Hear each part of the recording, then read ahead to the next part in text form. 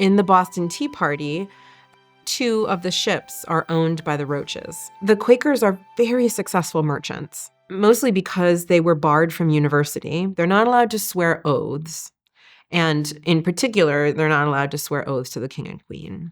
And as a result, they can't attend university. So what professions can they be if they can't attend university? So many of them are drawn to the merchant trade precisely because so many of the professions are closed to them. It's Francis Roach, who at the young age of, I think he was 20 or 21 years old, is the lead negotiator between the very angry Sam Adams and his crew and the very angry Governor Hutchinson and his crew. And I just picture Francis Roach, and in his diary, we see he's just running back and forth between these 2 groups, and he's trying to save the most valuable commodity, which is his ship. He would love to save the tea, but he's hoping that the insurers will cover that. But he has not insured his ship for a riot. Right? So he's desperate to save his ship. He ultimately can't.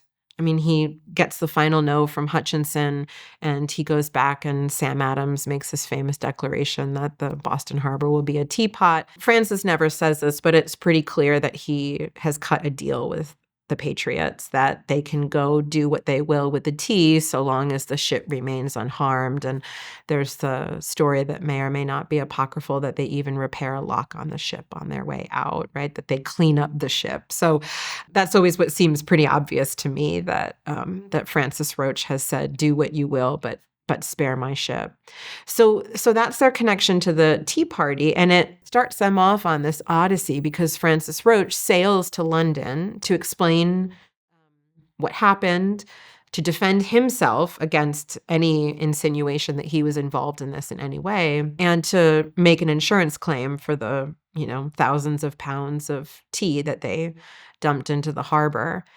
And he realizes that war is coming, and Quakers are in a pretty bad position because they're literally sitting ducks at sea. They don't sail with arms aboard their ship, both because of their peace principles and because the ships are for whaling, not for fighting. But these ships carry what is probably the most valuable commodity in the Atlantic world, which is whale oil.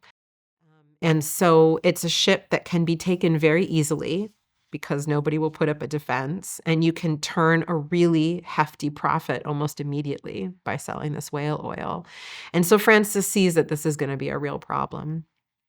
And so he dispatches all of his ships to the Falkland Islands, sends them into new whaling grounds in the South Atlantic. What we know now from reconstructing his correspondence is that he sends them there with passes from the American government and passes from the British government. And if you're stopped by a British cruiser, well, you should give them your British passes. And if you're stopped by an American ship, then you should haul out those American papers. It was a very clever way to continue his business, a desperate way to continue his business.